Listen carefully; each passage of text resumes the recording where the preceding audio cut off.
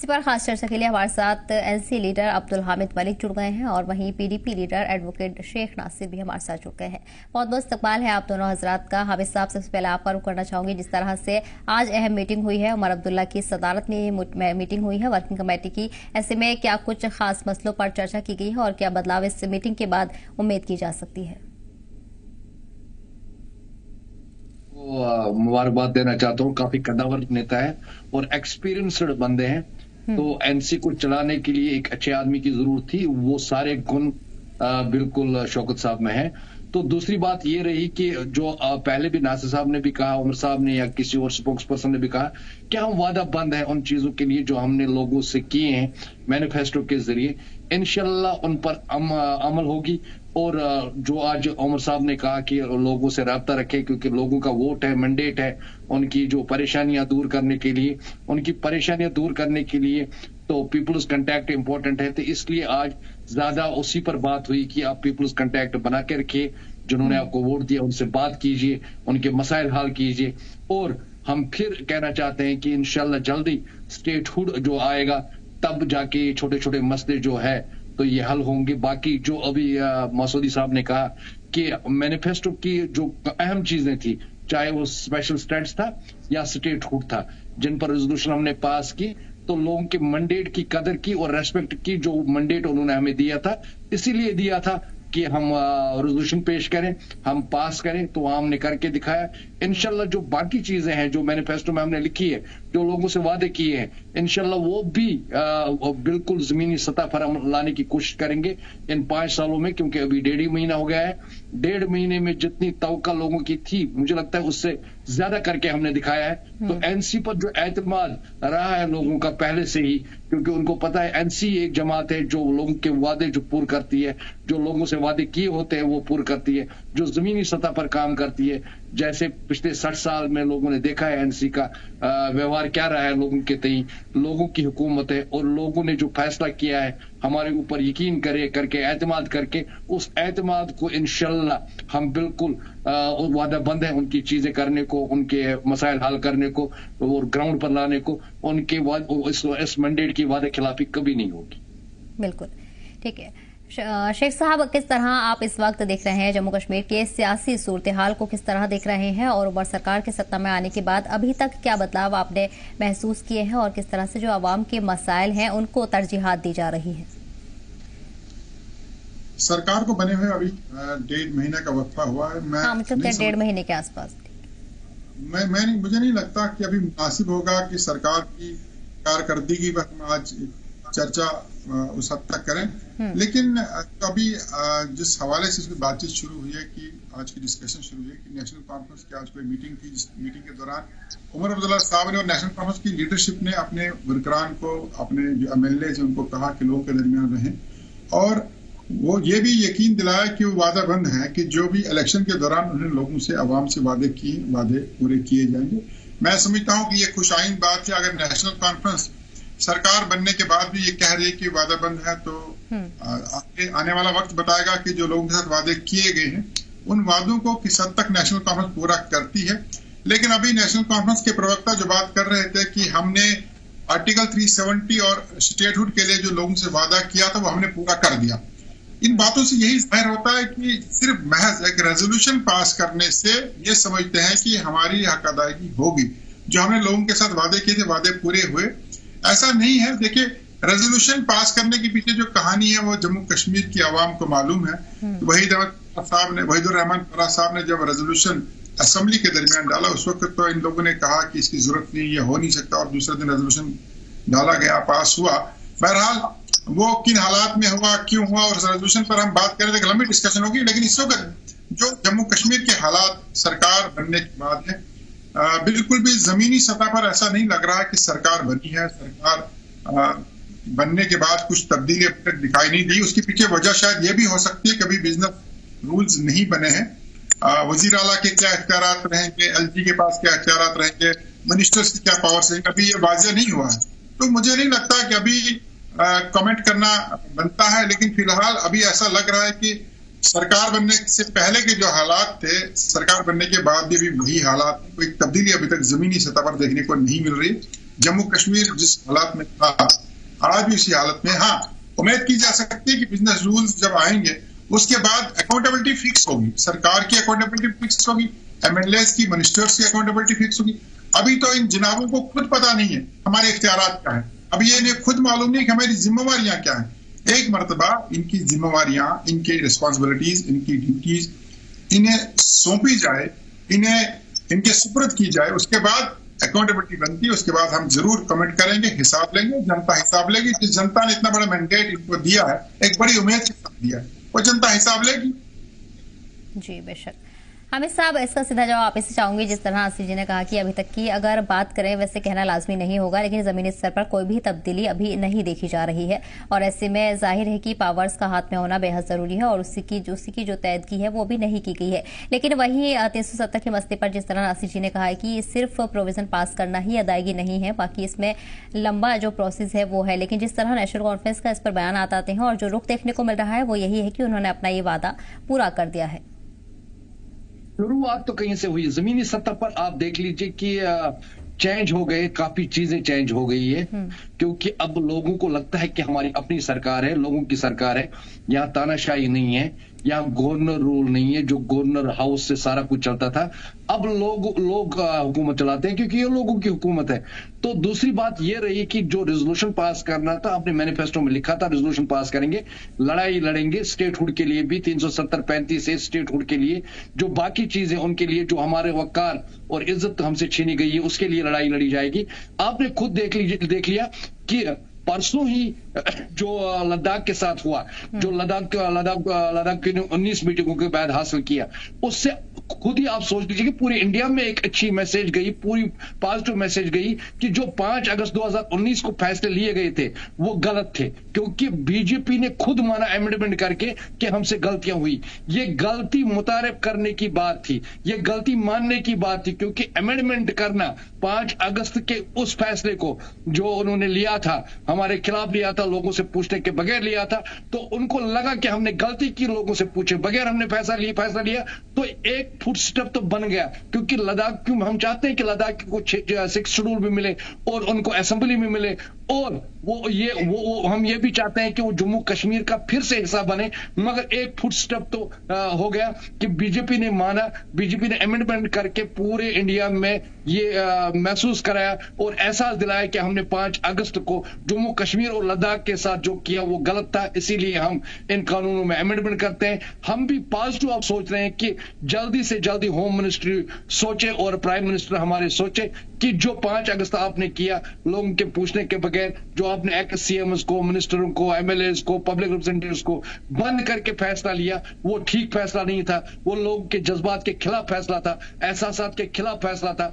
उस फैसले पर नजरसानी की जाए और फिर सोचा जाए, फिर बात की जाए, क्योंकि बातचीत से ये मसले हल होते हैं। क्योंकि ये लोकतंत्र देश है, लोगों की बात सुननी चाहिए और लोग जिसमें खुश हो वही फैसला लेना चाहिए। मगर हाँ, ये एक वेलकम स्टेप है। फिर कहना चाहता हूं कि पूरे देश में बीजेपी ने माना, बीजेपी की लीडरशिप ने माना कि हमसे 5 अगस्त को गलतियां हुई, इसीलिए हमने लद्दाखियों को वापस जो उनके इख्तियारात थे थोड़े बहुत दे दीजिए, तो बाकी के भी तैयारी देने की है, क्योंकि उनके साथ वादा किया गया है। तो मैं चाहता हूं उनको 6 शेड्यूल भी दे दे, उनको असेंबली भी दे और जम्मू कश्मीर का वो फिर हिस्सा बने, ये हमारी ख्वाहिश है।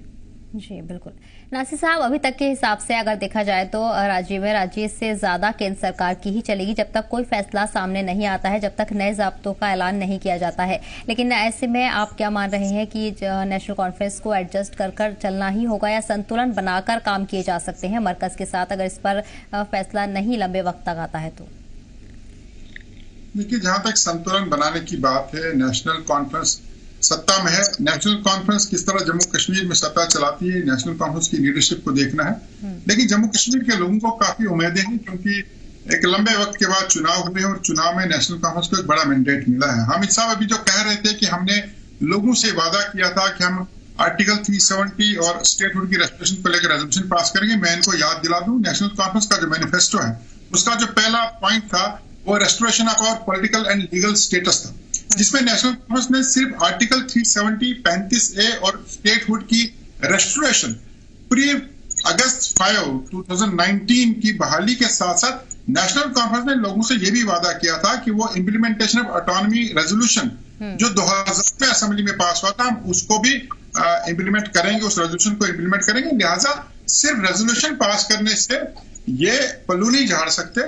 इन्होंने लोगों से बहुत बड़े वादे किए और इन्हीं वादों को देखते हुए अवाम ने एक बड़ा मैंडेट दिया था। अब नेशनल कॉन्फ्रेंस सत्ता कैसे चलाती है, वो दिल्ली के साथ कोऑर्डिनेशन में रहकर के सत्ता चलाती है या बिजनेस रूल्स आने के बाद कुछ तरह के इख्तलाफात रहते हैं। देखिए, अगर हम दिल्ली की मिसाल लें, दिल्ली भी एक ड्यूटी है, लेकिन दिल्ली में हमने अक्सर देखा है कि मरकजी सरकार ने जितनी भी ज्यादा मुदाखलत करने की कोशिश की, उससे ज्यादा रेजिस्टेंस आम आदमी पार्टी की तरफ से देखने को मिला। और यही वजह रही कि आम आदमी पार्टी के टॉप लीडर्स को केंद्र ने बंद भी कर दिया, हिरासत में लिया, यहां तक कि दिल्ली के चीफ मिनिस्टर को, sitting chief minister Arvind Kejriwal को भी जेल जाना पड़ा क्योंकि कन्फ्रंट्रेशन की।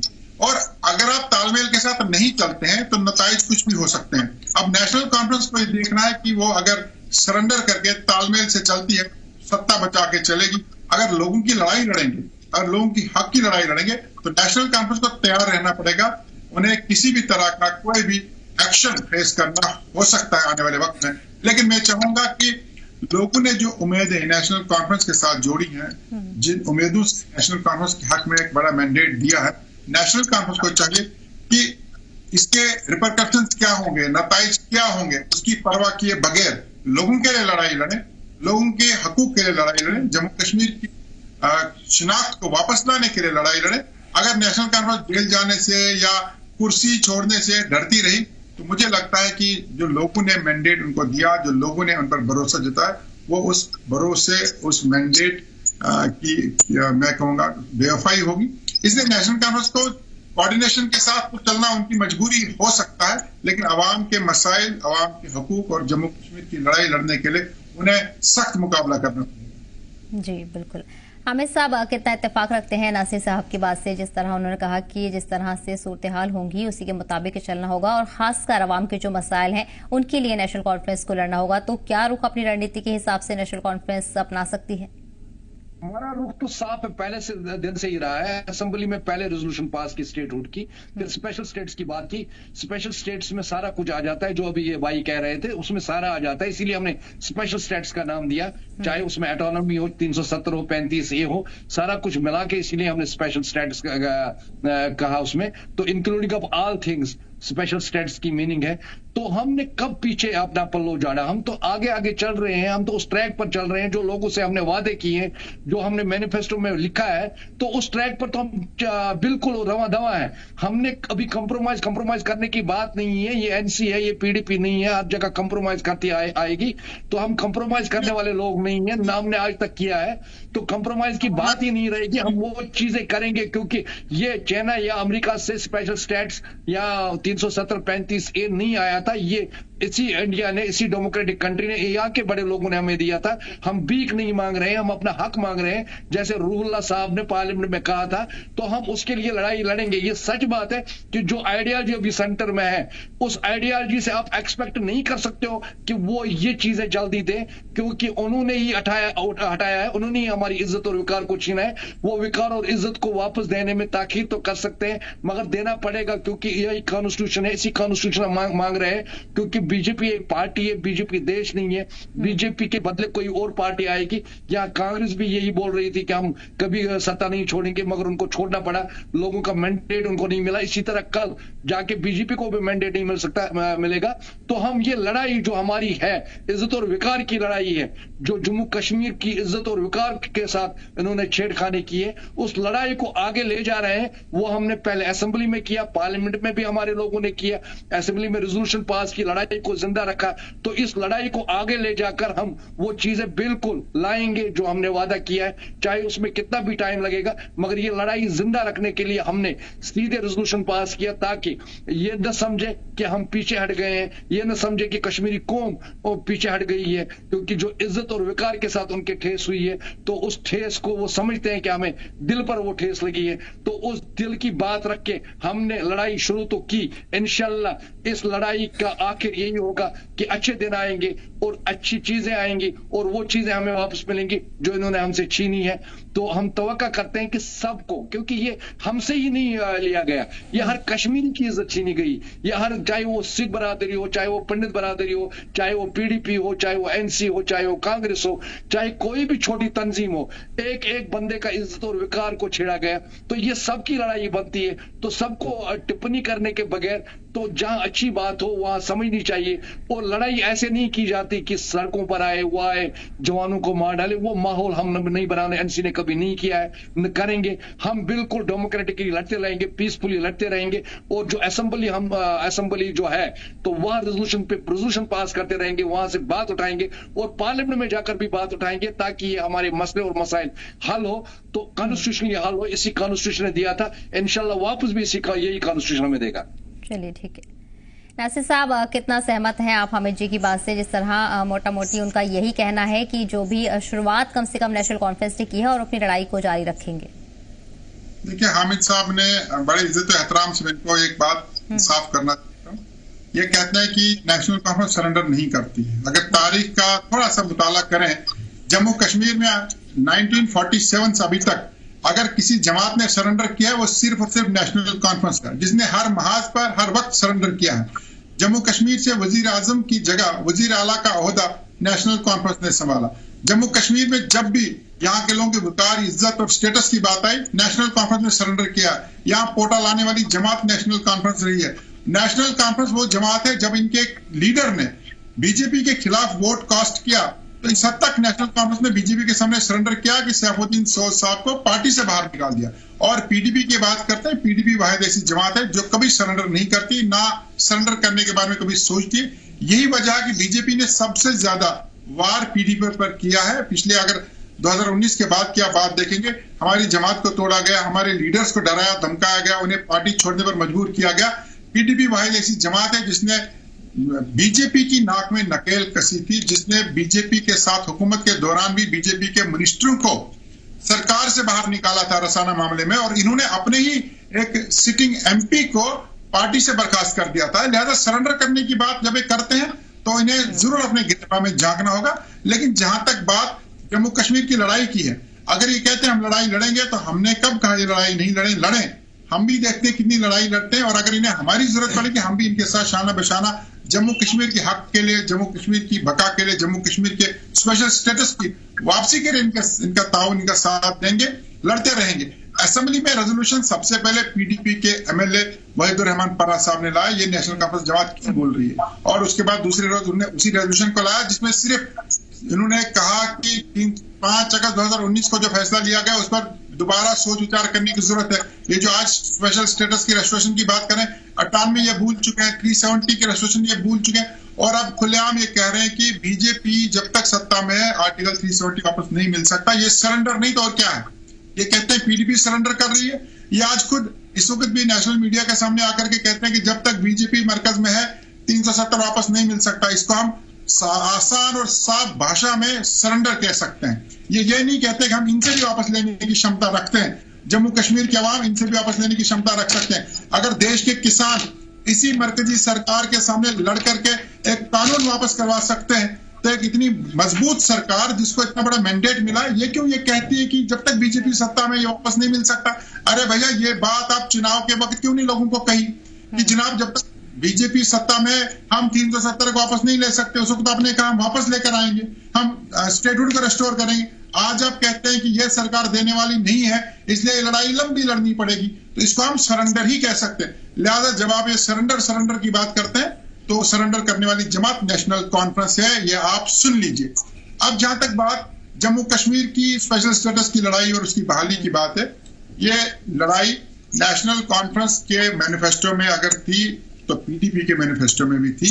और इस बार जम्मू कश्मीर की आवाम ने नेशनल कॉन्फ्रेंस को एक बड़ा मैंडेट दिया, उन्हें सत्ता पे बिठाया, उन्हें हुकूमत करने का मौका दिया और हमें अपोजिशन में ला करके खड़ा कर दिया। लिहाजा हम अपोजिशन का रोल निभाएंगे, हम अपोजिशन का रोल अच्छे से निभाएंगे, जो लोगों की हित के लिए, जम्मू कश्मीर के हित के लिए, जम्मू कश्मीर के लोगों की इज्जत और उनके वकार की बहाली के लिए होगा, वो हम लोग करेंगे। और अगर हमें कभी ऐसा लगे कि नेशनल कॉन्फ्रेंस भी उसी लड़ाई में हम शाना बशाना इनके साथ चलेंगे। Gupkar declaration, Gupkar alliance PDP ने पहल की थी, इसलिए बनाया था ताकि जम्मू कश्मीर के जो बड़े मसले हैं उन्हें मुश्तरका तौर पर एक ही महाज पर खड़े होकर के लड़ा जा सके। उसे भी तोड़ने वाली जमात नेशनल कॉन्फ्रेंस है। नेशनल कॉन्फ्रेंस ने गुपकार एक अलायंस को भी तोड़ दिया और सिर्फ सत्ता हासिल करने के तौर। लेकिन अगर कभी भी इनको लगता है कि पीडीपी की साथ की जरूरत है या हमें लगता है कि ये लोग सही डायरेक्शन में जा रहे हैं, हम इनके साथ चलेंगे। ये लड़ाई जम्मू कश्मीर के हर फर्द के लिए लड़नी है। ये नेशनल कॉन्फ्रेंस के अकेले की लड़ाई नहीं, नई पीडीपी की लड़ाई। ये जम्मू कश्मीर इस लड़ाई को इकट्ठे लड़ना होगा। चलिए हामिद जी का रुख कर लेते हैं। हामिद जी, अब इस पर क्या रद्द अमल है आपका? जाहिर है कि साफ तौर पर नजर आ रहा है और ये भी कहा जा रहा था कि उमर अब्दुल्ला ने यू टर्न ले लिया है, क्योंकि उन्होंने कहा था हम बीजेपी से इसकी उम्मीद नहीं कर सकते क्योंकि बीजेपी ने ही चुना है। लेकिन जिस तरह जब मंशूर पास किया गया था और मंशूर में ये बातें लिखी गई थी, तब इस तरह का कोई बयान सामने नहीं आया था कि हम मरकज से उम्मीद नहीं कर सकते हैं। यही पॉइंट नासिर जी का था। पहले मैं भाई को बता दूं कि 84 से अगर कश्मीर काज को किसी ने नुकसान पहुंचाया तो वो जनाब सईद साहब जो इनके चीफ मिनिस्टर भी यहाँ थे, तो मरहूम जो थे हमारे क्या उस नाम मुझे याद नहीं रहता उसका, तो बड़े लीडर है, तो महबूबा मुफ्ती के फादर साहब ने 84 से कश्मीर काज को, चाहे वो एटोनॉमी हो चाहे कुछ हो, तो उसको कमजोर करने की अगर किसी ने कोशिश की है जम्मू कश्मीर में, वो उसने की है। और मुझे ये बता दीजिए कि मीर सादिक और मीर कासिम भी यही के थे, ये शेख साहब की गलती नहीं थी, उन्होंने कंप्रोमाइज उस वक्त किया था। फिर मुझे बता दीजिए अगर रिगी की बात भी आ जाए तो उसमें भी मुलवस जनाब ये हमारे सईद साहब थे। तो मुझे बता दीजिए कि फिर जब कश्मीर में कभी भी बीजेपी की सरकार नहीं आई, फिर लाने की जो बीजेपी को सत्ता में लाया वो भी इन्होंने ही लाया। इन्होंने कश्मीर काज को वहां भी कमजोर किया, उन्होंने दरवाजे दिखा दिए उनको, ताकि जब उन्होंने 2019 में 5 अगस्त को ये हटाया तो दरवाजे इन्होंने ही खोल दिए थे। इन्होंने ये सत्ता के लिए 28 सीटें आई थी, 25 उनके पास आई थी, दौड़ के इन्होंने ही उनके साथ अलायंस किया। हमसे ये कभी गलती नहीं हुई, जम्मू कश्मीर में हमने कभी दरवाजा बीजेपी वालों के लिए कभी नहीं खोला। तो ये बीजेपी अडवाणी साहब की तंजीम जब इन्होंने बनाई 98 में, तो अडवाणी साहब की बनाई हुई तंजीम है, तो पहले से ही इनको पता था कि ये करने क्या जा रहे हैं। 70 साल से उनके मैनिफेस्टो में यही था कि 370 हटाना है, तो फिर भी उनके साथ सत्ता बना के तो उनको रास्ता दिया। यहाँ जो आज परेशानी है, जो गड्ढे खोदे गए, जो कश्मीरी की इज्जत और वकार के साथ छेड़ा गया, वो इन्हीं की वजह से हुआ। यही वो लोग हैं जो दूध और टॉफी की बात करते थे, ये अब पल्ला जानने की कोशिश कर रहे हैं, क्योंकि लोगों ने इनको जवाब दिया है। इनको मैंडेट न देकर उन्होंने समझा दिया कि आप वही लोग हो जो मिनटों में बदल गए और बीजेपी के साथ सरकार बनाई। और आपको खुद पता था कि मैनिफेस्टो में उन्होंने पिछले 60 साल से 65 साल से ये लिखा था कि 370 को हटाना है, इनके वकार के साथ छेड़ना है, फिर भी आपने उनके साथ सत्ता में इलाक किया।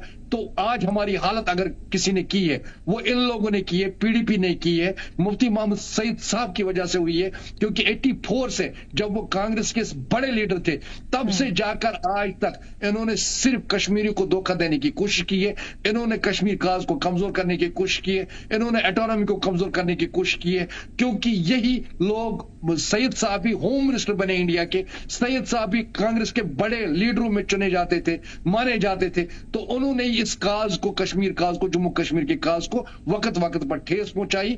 और जो आप हमारे सर चढ़ाना चाहते हो कि मीर कासिम याद कीजिए, मीर सादिक याद कीजिए, वो यहां के ही लोग थे जिन्होंने शेख साहब को धोखा दिया। बिल्कुल। नासिर साहब, आपसे इस पर क्लैरिटी चाहूंगी। जिस तरह से आप भी जानते हैं कि इंतखाब से पहले और इंतखाब के बाद भी पीडीपी को लेकर यही कहा जा रहा है कि बीजेपी के साथ होने की वजह से, बीजेपी के साथ इत्तेहाद करने की वजह से पीडीपी को जम्मू कश्मीर की आवाम ने नकार दिया है। देखिए, जिन लोगों की सोच और जिनका जहन बहुत छोटा है वो इस तरह की बातें करते हैं कि पीडीपी की वजह से बीजेपी जम्मू कश्मीर के दरवाजे बीजेपी को मालूम हुए। 1996 में नेशनल कॉन्फ्रेंस के पास इससे बड़ा मैंडेट था, मजबूत मैंडेट था। उस वक्त उमर साहब को मरकजी सरकार में वजारत चाहिए थी, इसलिए बीजेपी के साथ हाथ मिलाया था। तब बीजेपी इनके लिए बड़ी साफ सुथरी जमात थी। जब बीजेपी के साथ जाकर के मिले, उस वक्त इन्हें किसी अलायंस की जरूरत नहीं थी। जम्मू कश्मीर के लोगों ने एक बड़ा मैंडेट इनको दिया था 1996 में, लेकिन उमर साहब जो है वो जाकर के बीजेपी की गोद में बैठ गए और वहां एक्सटर्नल अफेयर्स मंत्रालय उनको मिला।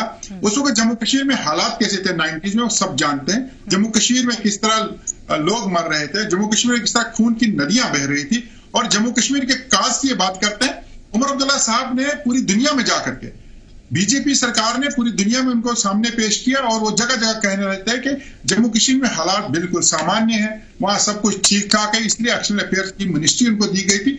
वो जम्मू कश्मीर के काज को उनने इंटरनेशनल लेवल पर, अगर किसी ने जम्मू कश्मीर के काज का नुकसान पहुंचा है वो नेशनल कॉन्फ्रेंस है और नेशनल कॉन्फ्रेंस की लीडरशिप है। उमर अब्दुल्ला साहब ने पूरे देश में जाकर के कहा कि जम्मू कश्मीर में सब कुछ ठीक है। अरे 1996 में आपको किसी अलायंस की जरूरत नहीं थी, आप बीजेपी के साथ क्यों मिले थे? इसका जवाब आपको देना पड़ेगा। और उसके बाद जब जम्मू कश्मीर के आपके एक एमपी सैफुद्दीन सोज साहब ने बीजेपी के खिलाफ वोट कास्ट किया, आपने उन्हें पार्टी से बाहर निकाला और आप अलायंस जम्मू कश्मीर में पीडीपी बीजेपी की बात करते हैं। देखिए 28 सीटें बेशक पीडीपी के पास थी, लेकिन 25 सीटें बीजेपी के साथ थी, और इन दोनों जमातों को, एक को जम्मू के लोगों ने और एक को कश्मीर के लोगों ने मैंडेट दिया था। इनकी सरकार जब बनी वो जम्मू कश्मीर की सरकार बनी, और सरकार आपकी तरह बगैर किसी शर्त के नहीं बनी थी। 3 महीने लगे थे सरकार बनने में। क्यों लगे थे? ताकि एजेंडा ऑफ अलायंस हो, उनके साथ बार्गेनिंग हो, और उस एजेंडा ऑफ अलायंस में जो शर्तें तय हुई थी, सबसे पहली शर्त यह थी कि आर्टिकल 370 और 35A के साथ कोई छेड़छाड़ नहीं होगी, और जब तक बीजेपी सत्ता में रही हमने उन्हें इस तरफ आंख उठाकर देखने नहीं दिया। अगर बीजेपी पीडीपी के साथ कंफर्टेबल होती, अगर उनका मंशूर, उनका डिजाइन, उनके इरादे पीडीपी के साथ रह करके पूरे हो सकते थे तो वो सत्ता से क्यों चले जाते? हमने एजेंडा ऑफ अलायंस में जो शर्तें उनसे लिखवाई, हमने कहा हुर्रियत के साथ बातचीत करनी, और मरकजी सरकार को, जिस वक्त मरकजी सरकार है उसको मजबूर किया, हुर्रियत के दरवाजे पर आई बात करने के लिए। अब हुर्रियत वालों ने दरवाजे नहीं खोले, उसमें हमारा कसूर नहीं। हमने कहा पत्थरबाजों के साथ नरमी होगी, कई हजार बच्चों के केसेस वापस लिए, वो हमने बीजेपी सरकार से करवाया, हमने उनके नाक में नकेल कसी थी। और जब बीजेपी को लगा कि पीडीपी ने उल्टा हाथ इस तरह बांध के रखा हुआ है कि हमसे सारे काम करवा रहे, इसलिए वो सत्ता से भाग गए। अगर वो कंफर्टेबल होते वो सत्ता से नहीं चले जाते। लेकिन उसके बरकस अगर नेशनल कॉन्फ्रेंस की कारकर्दगी आप देखोगे, नेशनल कॉन्फ्रेंस 1996 में बीजेपी की गोद में जाकर के बैठी और जम्मू कश्मीर के काज को नुकसान पहुंचाया। ये 370 को हटाने के लिए आप ये लोग जो है जो पीडीपी को जिम्मेदार ठहराते हैं, जम्मू कश्मीर की जो असली में जो स्पेशल स्टेटस था या खुसूसी जो शिनाख्त थी उसको पहुंचाने वाली नरसी साहब, आज के खास प्रोग्राम में इतना ही। बहुत बहुत शुक्रिया आपका हमें साहब का हमारे साथ जुड़ने के लिए और अपना कीमती वक्त देने के लिए।